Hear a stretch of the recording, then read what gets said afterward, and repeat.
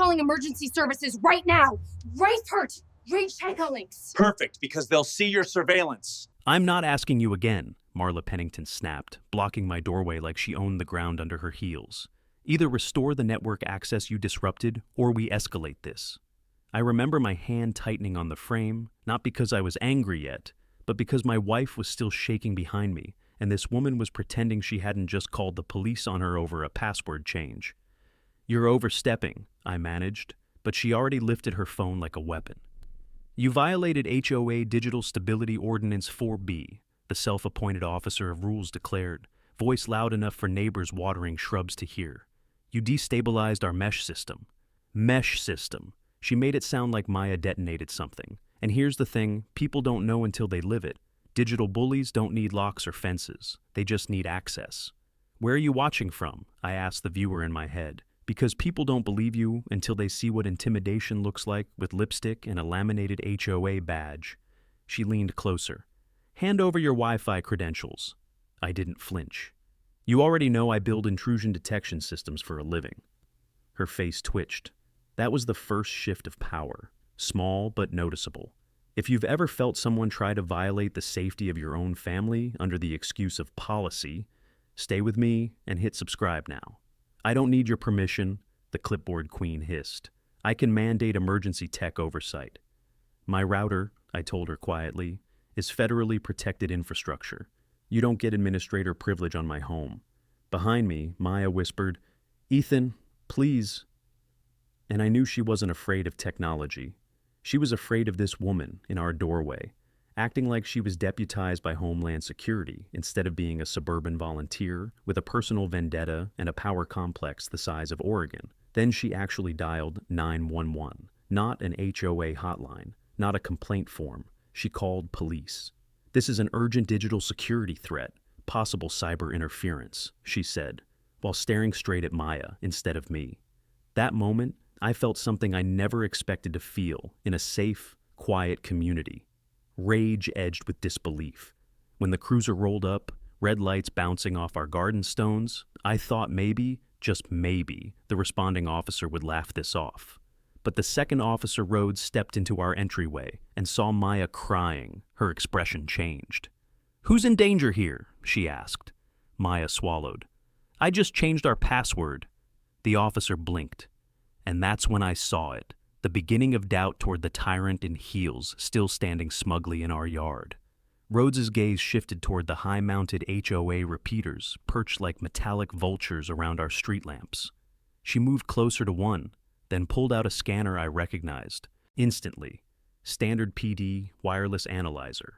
Why is your HOA broadcasting unregistered monitoring nodes? She asked Marla. Marla froze. Only for a second, but enough. Those are compliant, she lied too quickly. Neighborhood safety grid, voted on. I stepped beside the officer and pointed at the signal spike on her device. That's triangulation metadata. Those nodes aren't passive, they're sniffing. Rhodes looked at me sharply. You know what that means. Yes, I said, and I know exactly how illegal it is. The enforcer in crimson scoffed, but there was panic in her eyes now. And right there, in that doorway, I realized something terrifying. This wasn't about Wi-Fi. This was about control, surveillance, and someone who believed she had a right to enter our private world without consequence. I didn't know then that uncovering her secrets would change our entire community. I just knew she'd crossed a line my family couldn't unlive. Officer Rhodes didn't buy a single word coming out of Marla Pennington's mouth, and that was the only reason I didn't snap. The cruiser lights were still pulsing across our driveway, staining the neatly trimmed lawn red-blue-red, like some kind of warning flare over Willowbrook Reserve. What exactly did you report to dispatch? Rhodes asked, arms crossed. The officer of rules lifted her chin. A cyber threat interfering with critical community infrastructure. You mean their home Wi-Fi? Rhodes clarified, bewildered. Marla didn't even blink. Our neighborhood operates on a shared mesh for cohesion. Unauthorized password changes disrupt the grid. I'm well within my authority. Authority? That word hangs heavy when someone like her says it. I glanced at Maya. She stood behind me, arms folded tightly, her shoulder trembling every few seconds, like her body hadn't caught up from being accused of a digital crime she didn't even understand. What else do you monitor? I asked Marla. What else does Willowbrook mesh track? Instead of answering, she spun toward the sidewalk and shouted toward a passing neighbor. Tell her we've had interference for weeks. Tell her we have the right to stabilize the system. The neighbor, the elderly woman who always waved at Maya, froze like a child caught in a storm. She glanced at us, then at the clipboard queen, then scurried away without a word. That hesitation told me everything.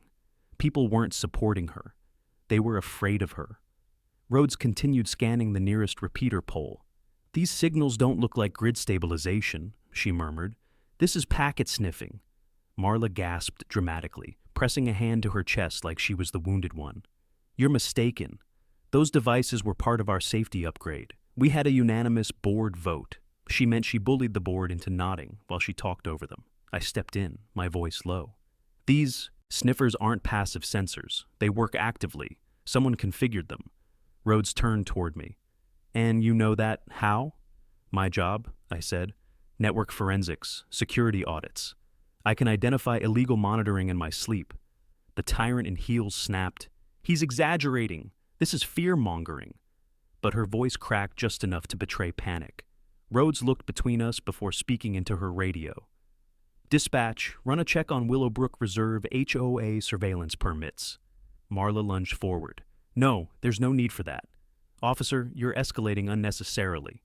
You called 911, Rhodes reminded her sharply. I'm responding to your escalation. For the first time since she stomped up my driveway, Marla Pennington took a step back, subtle but real.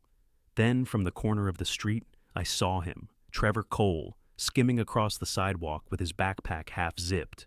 The conflicted witness, the man the HOA trusted to maintain their systems, but who always looked like someone forced into a corner.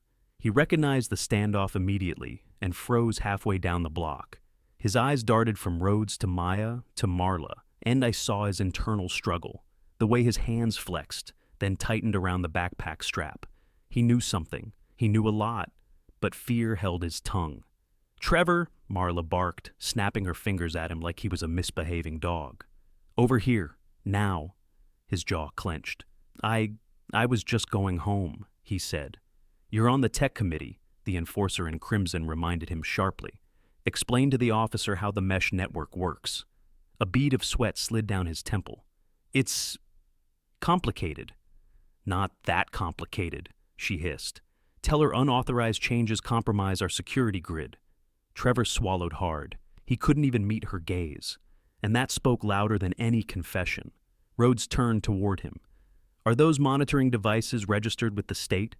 Trevor's lip trembled. His eyes flicked toward me, then Maya, then Marla. I need to check, he stammered. Marla's face tightened. They're registered. He's just nervous. No, he was terrified. And that was the moment I knew this wasn't a misunderstanding.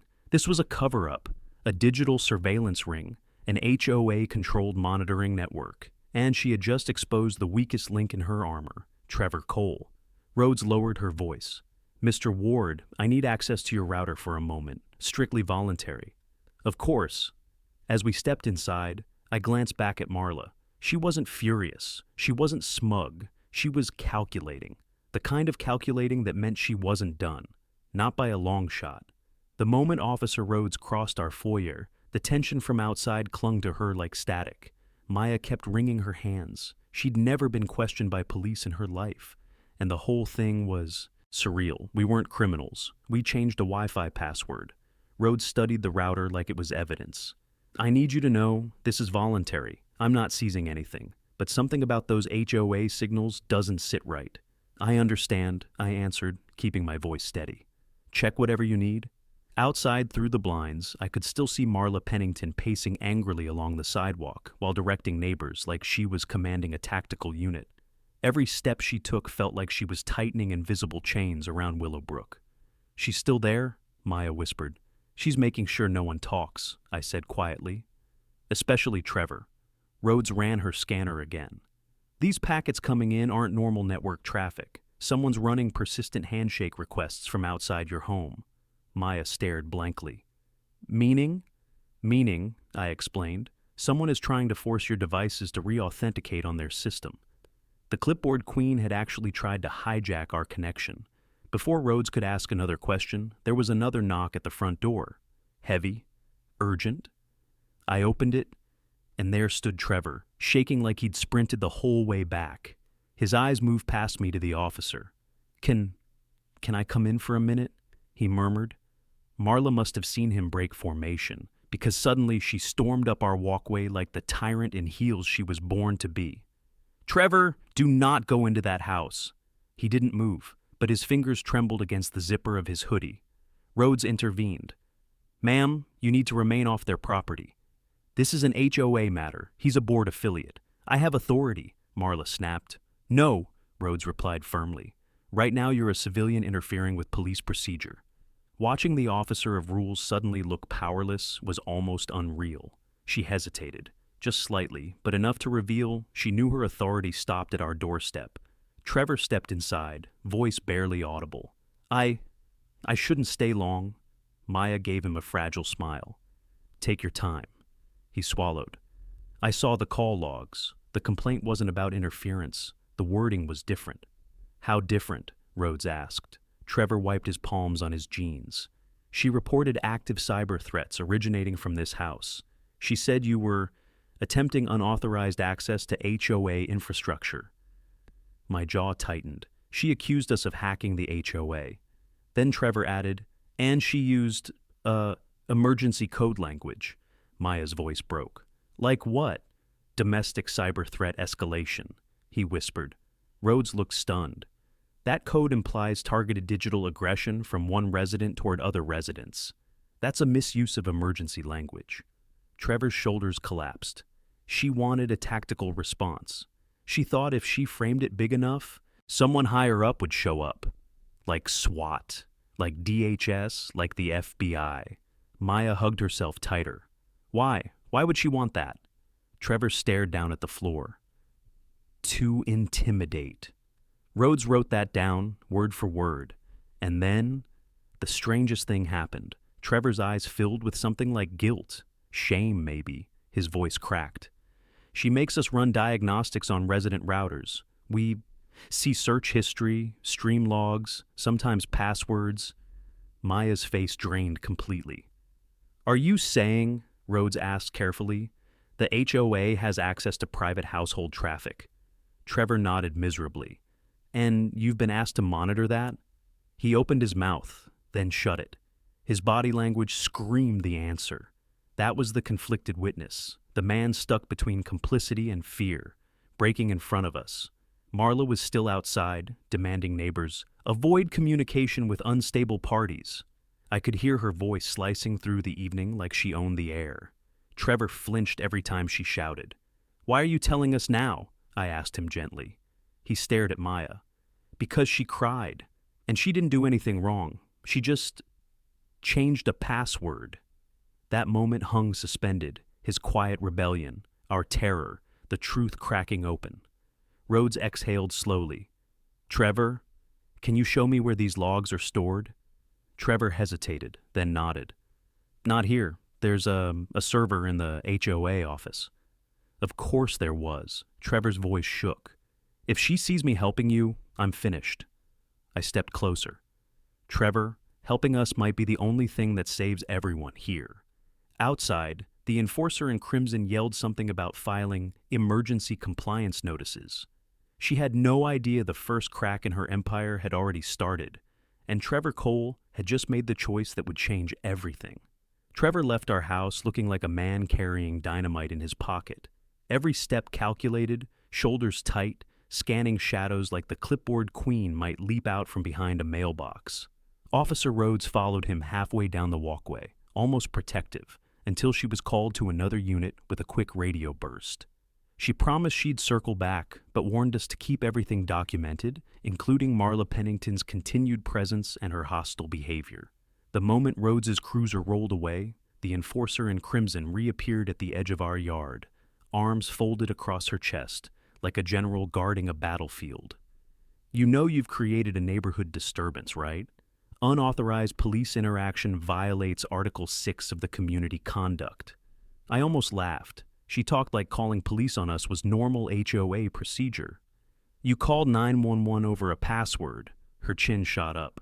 I called protective services because your wife destabilized the mesh. The whole block went into digital fluctuation. You don't deserve that network if you can't follow rules. Maya squeezed my hand like she was trying not to scream. My Wi-Fi is my property, not yours. Marla gave a mocking half smile. Property ends where community safety begins. That line landed like she'd practiced it in front of a mirror. Trevor was halfway down the road, forcing himself to walk casually, even though his posture read pure panic. He didn't turn back once. The tyrant in heels shifted her weight. Also, I'm issuing a temporary access hold on your external ports until the board reviews your compliance. You're blocking our internet? I asked. Temporarily, she purred. Consider it a cooling period. She had no authority to touch our connection, yet somehow she thought she did. Maya's voice shook. We pay for our own ISP, Marla. Yes, she said sweetly, but you run through our integrated safety mesh. My pulse spiked. She wasn't just trying to access our router. She already had pathways into it. I stepped forward. You're conducting unauthorized network surveillance and data harvesting. If you don't stop, I'll involve federal telecom. Marla laughed, actually laughed. Federal? Over Wi-Fi? She made it sound ridiculous, which was exactly how predators downplay violation. Behind us, our neighbor Samira paused while clipping her dog's leash. She didn't get too close, but she listened, intentionally. That small, terrified look in her eyes told me she already suspected something was terribly wrong in Willowbrook. The officer of rules tried to reassert her dominance. You're required to comply with HOA tech directives, Ethan. You signed digital consent when you moved in. No, I corrected her. We signed basic community guidelines, not a warrantless surveillance agreement. Marla waved one dismissive hand. You're misinformed. Our bylaws give us authority during infrastructure interruptions. That's not legal authority, I said, voice low. That's bullying with jargon. Her face twitched, anger breaking through the practiced elegance. Then she whispered just loud enough, "Non-compliance has consequences." Maya stiffened beside me. You threatening my wife? I asked. Of course not, she replied, dripping sarcasm. I'm informing residents of the risks of digital instability and community misinformation. She was threatening us, just in HOA language. At that moment, Samira approached very slowly, voice trembling. Is everything okay? Marla pivoted, blocking her view of us like a human shield. Everything is under control, Ms. Trent. Go home. We're addressing a cyber concern. Samira backed away, eyes wide, dog's leash wrapped around her wrist like protection. She knew better than to challenge the enforcer in crimson publicly, but her fear was loud enough. Marla leaned closer. Officer Rhodes won't protect you forever. She'll file the incident and move on. But I live here. That wasn't a warning. It was a promise. I felt Maya inch closer to me, instinctively seeking safety. Then, like fate aligning, my phone buzzed. A notification from my own monitoring system. New handshake attempts, unauthorized beacon requests, coming from the HOA subnet. Marla wasn't waiting for board meetings or reviews. She had already started hacking us again. I looked her straight in the eye. You need to leave our property. She smiled, cold, triumphant. You think you're safe because a cop came? Ethan, you don't understand what I control here. She walked away like she owned the asphalt under her feet. But the truth? Her first mistake was believing I couldn't prove everything she just did. The moment the clipboard queen disappeared from the sidewalk, Maya and I went straight inside, locked the door, and killed every external device except my secured terminal. My hands were shaking, not from fear but from anger that someone dared weaponize community safety this way. Part 5 wasn't supposed to be about discovery through luck. It was about expertise, and my training didn't take long to reveal what Marla Pennington had truly done. I started running packet captures, quiet, controlled, forensic-level capture through isolated VLAN, so nothing fed backward into the mesh network she worshipped. Every second that passed, new beacon signals pinged the perimeter of our home. 5-second intervals, rotating identifiers, disguised as harmless mesh sync traffic, but their MAC signatures were from a rogue repeater, not our ISP's equipment. I narrowed my eyes. She's using unauthorized repeaters. Maya stood behind me, arms wrapped around herself. What does that mean? It means the officer of rules lied to a police officer and then tried to breach our home network before roads even cleared the street. Maya swallowed hard. Is that legal? Oh no, I said. Not even remotely. This wasn't neighborhood Wi-Fi etiquette. It was surveillance disguised as management, something darker, something intentional. My screen lit with a sudden capture, metadata strings labeled resident device ECHK, time-stamped to the second of the 911 call. She initiated a scan while dialing emergency services. Marla's real emergency wasn't a destabilized mesh. It was losing access to our router. My wife blinked through a tremor in her voice. Ethan, this is bigger than a neighbor being nosy, isn't it? Much bigger, I said quietly. While running deeper analysis, I saw activity spikes tied to addresses across Willowbrook Reserve, which meant someone was collecting everyone's network metadata, not just ours. Maya's breath went uneven. They're spying on all of us? The tyrant in heels has been for months. I didn't guess. My forensics said it plain. These were persistent attempts, scripted with refresh cycles, collecting device handshake logs. And triangulation points. Somebody wanted to know exactly when residents were online, what time devices connected, even approximate movement patterns inside homes. That wasn't HOA oversight. That was behavior tracking. Maya clutched her sweater. We need to tell the police right now. We don't go with suspicion, I said. We go with proof. I ran WPA handshake extractions through my personal intrusion toolkit. Not hacking. If you hit our network illegally, your packets become evidence. My background with corporate espionage cases had taught me one thing. When someone pretends security is for your own good, they're usually protecting their power, never your safety. And then, confirmation. Hidden mesh node identifiers originating from the HOA office hotspot, routed through a centralized controller labeled Willowbrook, Maine. Maya gasped. That's the HOA building. Yep. The board chair, she whispered. Or their digital queen, I said. Either way, Marla knows. She wasn't exaggerating her control. She was underselling it. I felt a slow burn building under my ribcage. I rarely felt rage physically, but tonight I could feel it pulsing like electricity. Maya paced behind me in small, uneven lines. I changed a password. I changed a password and she called 911. You changed a password, I said, and she lost access to her spy grid. She stopped mid-step, staring down at the floor like the truth was too heavy to stand upright under. The enforcer in crimson wasn't scared of cyber instability. She was terrified of losing visibility. What she didn't know was she just handed me everything I needed to dismantle her mesh without touching a single brick of the HOA office. By the time midnight sank deep into Willowbrook Reserve, I had compiled a forensic log showing unauthorized triangulation attempts, neighborhood-wide metadata harvesting, and repeat illegal connectivity handshakes, all originating from the same subnet she claimed was community infrastructure. I leaned back slowly, breath sharp. Maya, this isn't an HOA issue anymore. What is it then? Federal. She covered her mouth, shoulders trembling, and quietly, terrifyingly, she whispered, We're not safe here.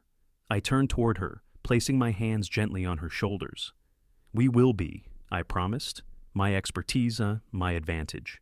And Marla Pennington just made the mistake of leaving fingerprints in my domain. I didn't sleep, not 1 minute. I sat in my office chair, listening to the quiet hum of our devices, replaying every packet capture until sunrise scraped light across the blinds. Marla Pennington thought she scared us with a 911 stunt. She had no idea she'd stepped into the one arena I owned completely. Right at 7:03 a.m., I heard the most unwelcome sound in Willowbrook Reserve, heels hitting concrete deliberately, confidently, arrogantly. Maya froze halfway through, pouring coffee. You hear that? She whispered. Yeah, I said, pushing myself up. The clipboard queen likes theatrics. Before I could reach the door, a loud knock echoed, sharp, entitled, unmistakably hers. I opened it slowly. There she stood, sunglasses at sunrise, arms crossed, expression dripping with superiority. We need your Wi-Fi credentials immediately, she announced. Maya let out a trembling breath behind me. You called the police last night, I said calmly. I called community safety enforcement, the officer of rules corrected, like she'd rehearsed it. And technically, I can request law enforcement again if you continue to destabilize the neighborhood mesh. I stared at her like I was studying a malware screen. You're not getting access. A muscle twitched in her jaw. We'll see. She turned sharply and walked away with that signature, rhythmically hostile stride that only someone who'd been obeyed their entire suburban life developed. The second she disappeared, Maya collapsed onto the couch, head in her hands. She's not going to stop. No, I said, she won't. And that's when I knew we couldn't treat this like harassment anymore. This wasn't about rules. This was digital intrusion, intimidation, unlawful surveillance. If the board chair was bold enough to demand access, she was confident no one could expose what she was really doing. That confidence told me everything. I texted Trevor. Need to meet, urgent, alone. He replied within seconds. Not safe texting. Can we meet by the trail after dark? Fear, guilt. He knew something. Maya looked up at me. Trevor? He knows more than he can admit. And what about us? She whispered. We move our daughter to my sister's place until this is over. Her voice cracked. Is it that serious? I showed her the logs, the triangulation, the timestamps. Every timestamp before the 911 call matched the HOA subnet. Her hands shook as she scrolled. This is stalking, she breathed. It's surveillance, on a neighborhood scale. She wiped her face. I don't want them watching us sleep. They won't, I promised. Not anymore. I spent the next 2 hours documenting every illegal capture, preparing evidence chains, compiling packet sequences in a format federal authorities recognized. And then it happened. My firewall alerted me to an active breach attempt, someone trying to authenticate into our smart home system through our thermostat. Maya gasped. They're trying to open our house? Trying to map movement, I said. Smart devices give occupancy data. They want to know when we're gone. Her voice broke. For what reason? I paused. Control, I said. Maybe more. And just as I said it, I remembered the look on the tyrant in heels last night, the moment Officer Rhodes questioned her. Discomfort, fear, defensive hostility. She was hiding something, bigger than mesh network data. I called Officer Rhodes immediately. When she answered, her voice was alert. Ward, everything okay there? No, I said, and I need you to hear something. I explained, calm, professional, measured, exactly what I found. Not exaggeration, not speculation, evidence, illegal signals, unauthorized nodes, mesh control originating from the HOA building. There was a long pause on the other end. Ethan, are you telling me you have logs? Yes. And these devices, they're active right now? Right now, I repeated. Another pause. I'm coming, she said. Don't open the door for anyone else, not even the HOA. When I hung up, Maya stared at me like she wasn't sure whether to cry or run. The enforcer in crimson wasn't just abusing authority. She weaponized federal-level surveillance. Stakes weren't HOA fines anymore. They were criminal, and I felt something shift inside me. A line I would no longer allow anyone to cross. Not with my wife, not with my home, not with my privacy. This was personal now. Trevor looked like he hadn't slept either when he stepped out from behind the trees that night. The wind rushed through the pines around Willowbrook Reserve, and the narrow trail was darker than usual, maybe because I finally understood how much lived beneath the surface of this neighborhood. He kept glancing over his shoulder like someone followed him. You shouldn't have texted me, he whispered. I used a secure channel. That doesn't matter, he said, voice shaking. She's monitoring everything. The name slipped out quietly, almost unwillingly. Marla Pennington. It felt like saying it too loud would trigger alarms buried in the dirt under our feet. Trevor shoved his hands deep into his hoodie pockets. You weren't supposed to find out this way. I stepped closer, keeping distance, but showing I wasn't backing down. Find out what? He swallowed hard. The nodes, the mesh repeaters, the packet sniffers from the HOA building. They're not legal, I finished for him. He shut his eyes like the truth physically hurt him. I never wanted any of this, he whispered. I watched his shoulders slump, visible internal struggle, guilt twisting through his posture, arms folding protectively, then releasing again like he couldn't decide if he should confess or run. You have no idea what she's capable of, he muttered. I'm starting to, I said quietly. She doesn't just enforce rules. She builds them, rewrites them, forces them through without board vote. Most of the committee is terrified of her. She controls everything: network access, cameras, motion logs. The clipboard queen is running digital surveillance, I said, barely containing rage. Trevor nodded miserably. And you helped her, I added. He flinched as if I'd slapped him. I didn't know at first. She said it. Was for security after a break-in years ago. But then she expanded, started installing hidden nodes in street lamps, smart meters, even sprinkler systems. My stomach dropped. Sprinklers, cameras, thermostats, smart locks, all entry points. Trevor's voice cracked. She forced every contractor to integrate, threatened them with fines if they didn't. She even made me install a node behind your mailbox last month. I'm sorry. For a moment I couldn't speak. My fists tightened. My wife, terrified in our own living room. Marla demanding our passwords. Calling 911 over a changed setting. This wasn't rule enforcement. This was surveillance warfare. Trevor finally looked up at me with eyes that begged for something. Absolution or protection, I couldn't tell. I shouldn't be telling you any of this. Why are you? Because she crossed a line pressing that 911 call, and because she's planning something else, something bigger. My pulse hammered. What exactly? Trevor looked around again, voice barely audible. She's going to claim digital endangerment, emergency authority. She wants full router access to every home. A violent cold hit my spine. That's illegal, I said. She doesn't care. She says the law hasn't caught up yet, so nothing prevents enforcement for community safety. That sounded exactly like the officer of rules, a totalitarian mentality wrapped in HOA paperwork.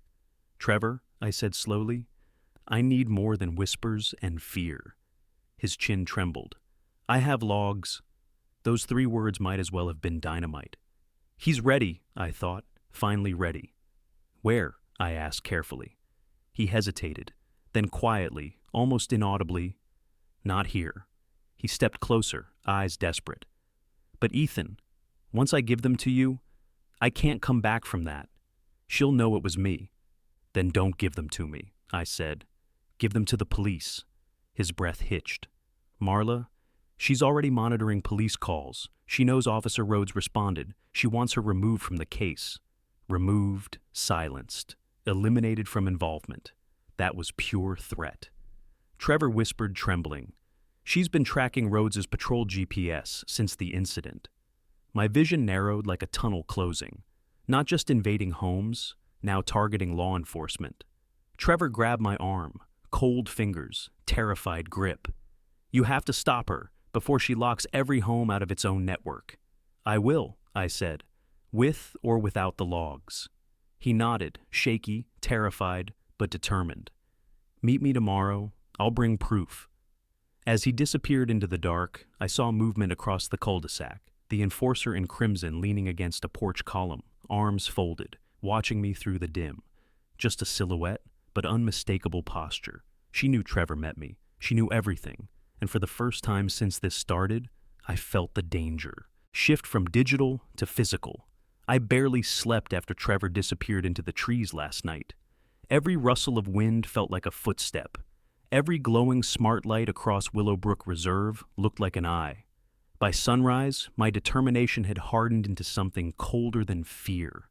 I wasn't waiting for the clipboard queen to make her next move. I'd make mine first.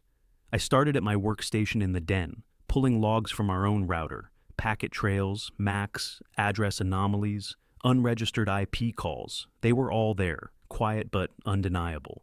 Every time Maya opened her laptop, a shadow query pinged our network. Every time my phone went on sleep mode, a triangulation request tried to wake it. That wasn't random, that was targeted. Maya walked in while I was deep in packet flow. Her voice was soft but strained. Ethan, you're shaking.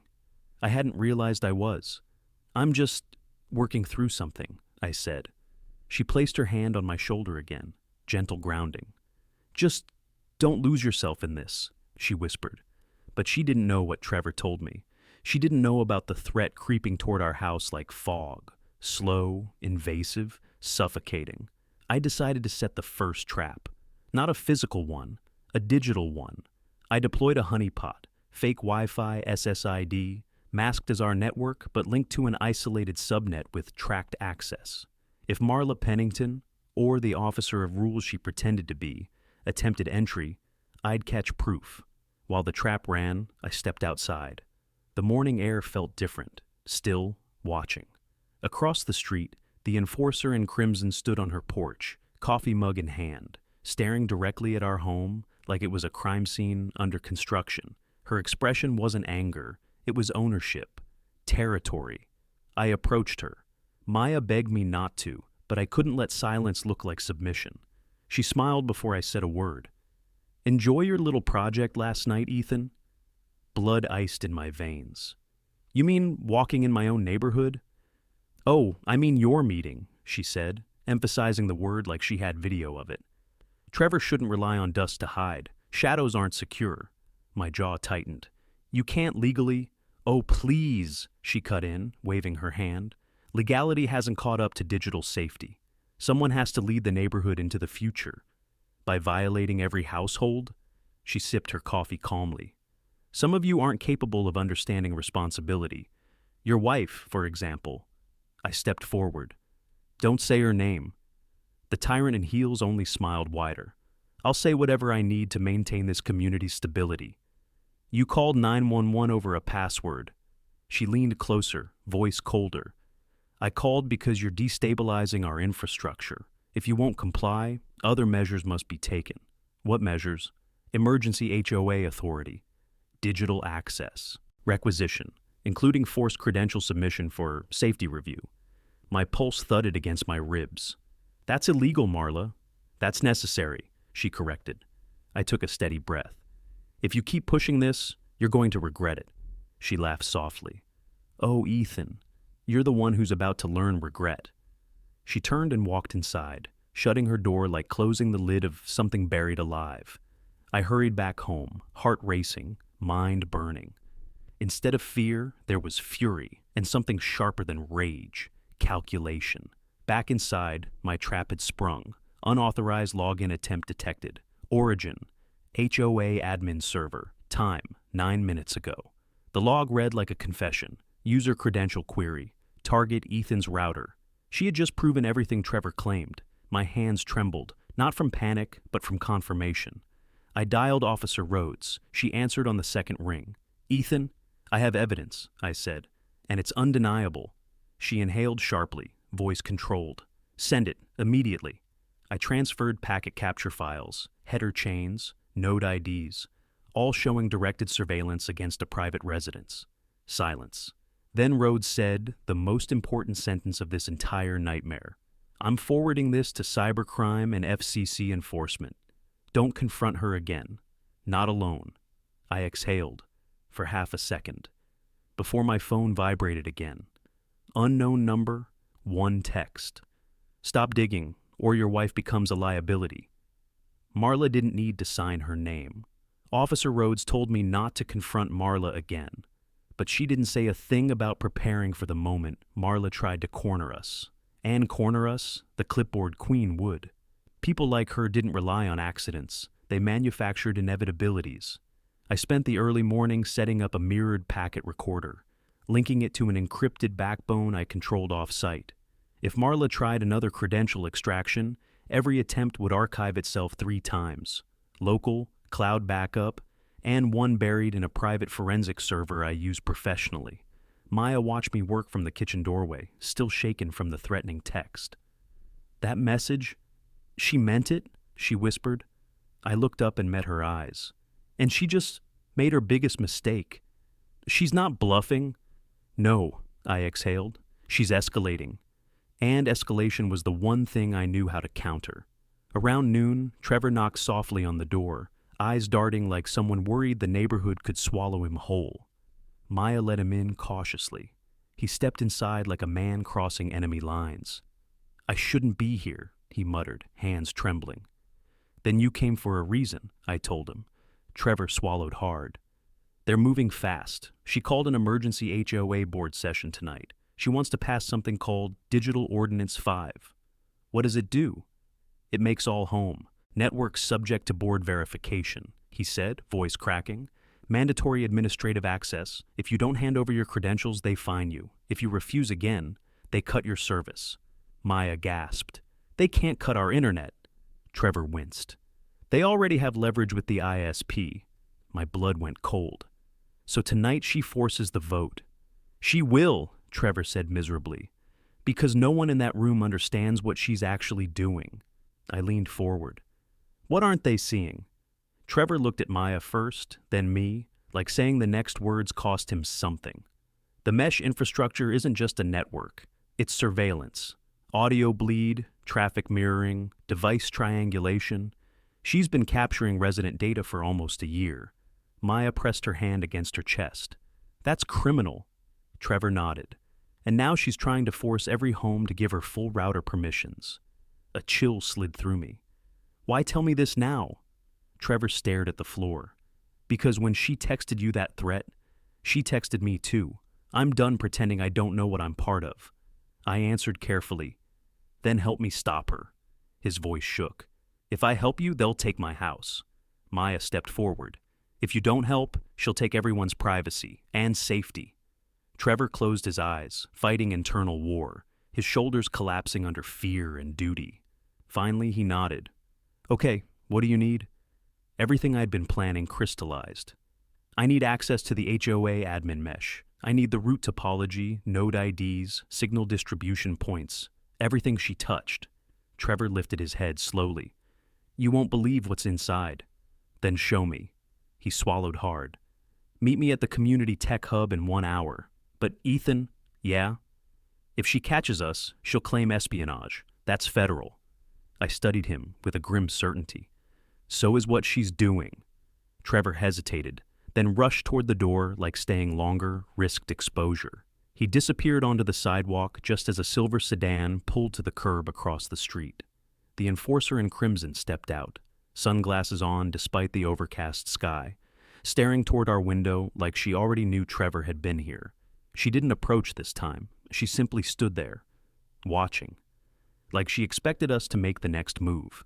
Maya grabbed my arm. Don't go tonight. I pulled her close, voice low and steady. If we don't go, we lose everything. She closed her eyes against my shoulder. Then promise me something. What? Promise you won't face her alone. I pulled away just enough to meet her eyes. I won't. But in truth, I already knew this next step would push both of us into something bigger than surveillance. This wasn't about Wi-Fi anymore. This was about control. Trevor waited for me behind the locked glass of the community tech hub, a sleek modern space wrapped in tinted panels that looked more like a surveillance bunker than a neighborhood amenity. The moment I stepped inside, he shut the door with a trembling hand and checked the corner security camera, whispering, "It's motion-based. We only have a minute before she knows we're here." I moved fast toward the admin terminal. "Logan?" He typed something, palms shaking. "This accesses the HOA's internal dashboard. It's supposed to be used for network stability reports, but the moment the screen loaded, I saw it. Device IDs scrolling like classified intel. Household names labeled under access nodes. Timestamps for when devices connected.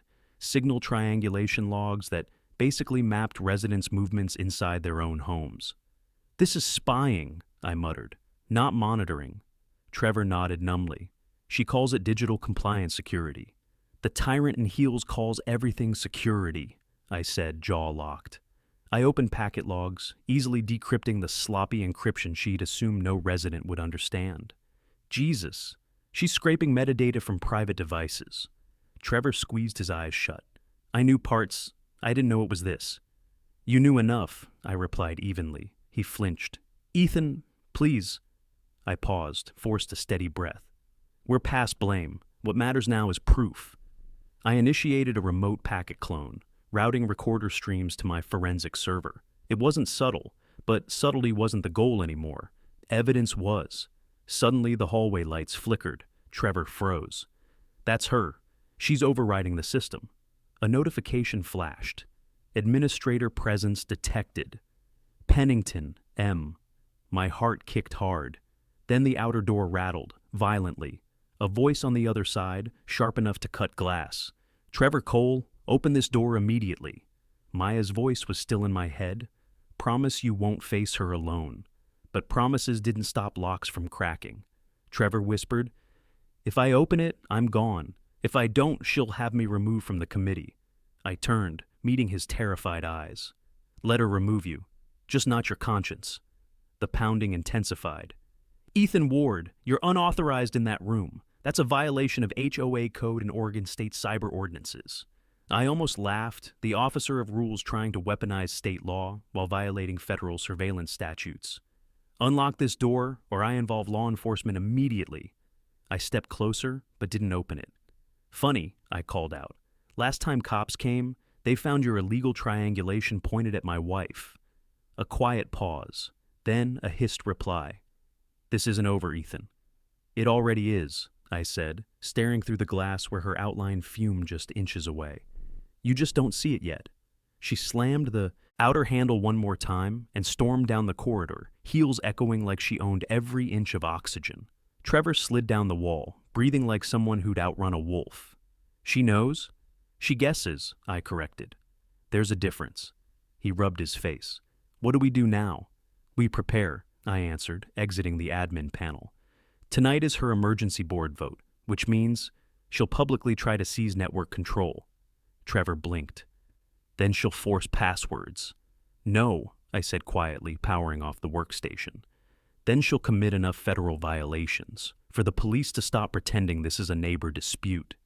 We stepped outside cautiously. The night air was thick, like the neighborhood itself was holding its breath. I could practically feel antennas humming from every HOA-installed smart lamppost, pulse scanning the sidewalk. Trevor turned toward his car. "If she asks why I was here, you were updating firmware," I said. "That's your volunteer assignment. Let her prove otherwise." His eyes softened in relief mixed with fear.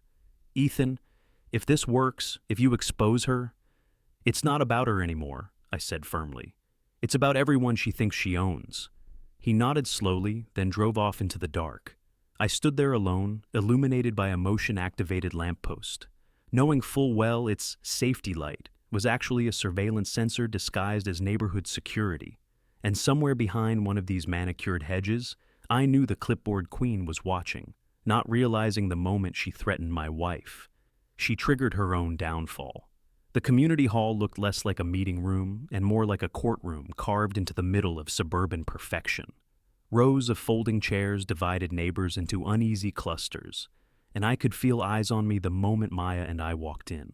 Some sympathetic, some terrified, some loyal to the clipboard queen like she was the last line of defense against imagined chaos. Marla Pennington already stood at the front, wearing a crimson blazer that practically screamed authority. Or insecurity. Hard to tell with her. The board table behind her was stacked with binders labeled Digital Compliance, Network Security, and Resident Violations. Props, really. Her performance had always needed visual reinforcement. She tapped the microphone like she was addressing a nation instead of 60 confused homeowners. Due to recent cyber disruptions caused by unauthorized Wi-Fi alterations, this emergency vote concerns mandatory credential submission for all residents. Anyone refusing risks temporary service disconnection. The room stirred, voices whispering, fear rising. Maya squeezed my hand. "She planned this." "Of course she did." Before she finished, Officer Danielle Rhodes stepped forward from the side wall, uniform crisp, posture controlled, eyes sharp. "Before this goes any further," she said loudly, "I need to clarify the legal basis of this meeting, given the ongoing investigation into unauthorized surveillance devices throughout Willowbrook Reserve." A ripple of disbelief cut through the room. Marla stiffened. "Investigation? Based on what?" Rhodes kept her gaze steady. "Based on evidence recovered from publicly accessible HOA infrastructure. Evidence that indicates wireless sniffers and unregistered triangulation aimed at private households." Gasps, murmurs. A few residents looked at each other in horror. The enforcer in crimson slammed her hand on the board table. "That is misinformation, completely fabricated." I stepped forward, calm but unmovable. "Actually, it's packet-level verified and archived." Marla's voice shook, not with fear, but rage. "You hacked HOA systems." The officer raised a hand. "No, he accessed unencrypted devices placed in common property, which is legally permitted when signals broadcast outside their intended range." Someone from the back shouted, "Wait, have they been spying on us?" Another voice, "On our kids?" Marla's eyes darted around wildly. "We monitored network stability for community safety. This is being twisted by a resident with a personal vendetta." Trevor Cole finally rose from the audience, voice trembling but loud enough. "No, Marla. You ordered surveillance nodes. You installed sniffers. You directed us to monitor devices without consent." The entire room turned toward him, the conflicted witness finally choosing a side. Marla pointed at him like he'd committed treason. "Trevor, sit down before you ruin yourself." He didn't. "You threatened me to stay quiet." Officer Rhodes exhaled sharply. "Ma'am, any further directives of intimidation will be noted as obstruction." That shut her down, momentarily. Maya stepped forward, not as a victim, but as someone who deserved truth. "You called 911 claiming I destabilized the neighborhood because I changed my own password. You humiliated me in front of police. Why?" Silence. Real silence. The tyrant in heels stared at her with pure contempt, but no answer. Officer Rhodes addressed the entire hall. "At this time, residents are advised not to comply with any request for private credential sharing. We will continue to collect evidence. Federal telecom authorities have been notified." Federal. That word did more damage than any argument I could have made. Neighbors started murmuring again, but differently, louder, angrier. One woman stood, voice breaking. "So you could see inside our homes? Through our devices?" Another man rose, fists clenched. "My son's laptop. Was it tracked?" Marla tried regaining her stance. "Everyone calm down. None of you understand the dangers of unsecured personal networks." I stepped forward again, voice low but carrying. "We understand the danger of unchecked power," Trevor whispered, loud. Enough for those around him. "Vote. Now." And suddenly, neighbors started demanding a motion, an immediate vote to suspend the digital compliance ordinance and remove the vice president pending investigation. Marla fought it tooth and nail, arguing, shouting, threatening fines, lawsuits, and irreversible digital insecurity. But fear had shifted sides. The momentum belonged to truth. Maya leaned close to me as hands raised across the hall, one after another. "I didn't think they'd believe us." "They didn't believe us," I whispered. "They believed themselves." The motion passed in less than 3 minutes. I didn't cheer. I didn't even breathe.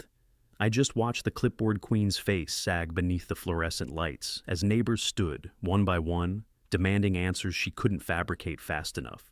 Officer Rhodes collected statements from Trevor and several residents while I gathered Maya's trembling hands inside mine. She wasn't shaking from fear anymore, just release. Marla Pennington stormed out first, heels stabbing the tile like she wanted to crack the building open. Her exit wasn't graceful, it was cornered, caged, exactly what she'd tried to make the rest of us feel from the beginning. Outside, Willowbrook Reserve felt different. The air didn't feel watched. I walked Maya back home under porch lights that suddenly felt liberating instead of surveilled. But I wasn't satisfied, not until truth replaced fear. The next morning, federal telecom agents returned with specialized forensic equipment, satellite vans, intercept scanners, electromagnetic readers. They roped off the HOA office, and residents stood behind barricades like they were witnessing a crime show filming live. Because they were. I watched as agents extracted metallic repeaters from attic beams, pulled unauthorized antennas from roofing fixtures, and hauled out 3 unregistered wireless sniffers wired directly into the HOA's main server. Each device removed was another chain snapped. And then came the moment I'd been waiting for. One of the technicians raised a tiny, almost invisible circuit board, sealed into a decorative street lamp, broadcasting a hidden signal across the neighborhood. The officer of rules had embedded surveillance into our lighting fixtures. Neighbors stared like gravity had changed. One agent explained quietly, "These were designed for directional capture. Someone here knew advanced interception." Maya glanced at me. She knew exactly who the someone was. Marla had built her throne on stolen privacy. Trevor was questioned separately. I could tell it was eating him alive, but truth usually hurts the ones who've carried it too long.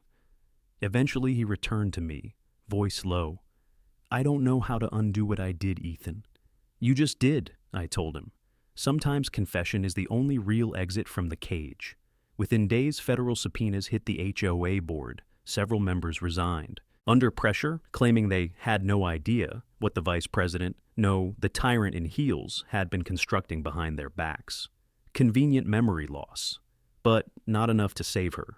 Marla was eventually removed, arrested for digital trespass, unlawful surveillance, and multiple federal telecom violations. Her mugshot circulated through the community text chain like poetic justice delivered pixel by pixel.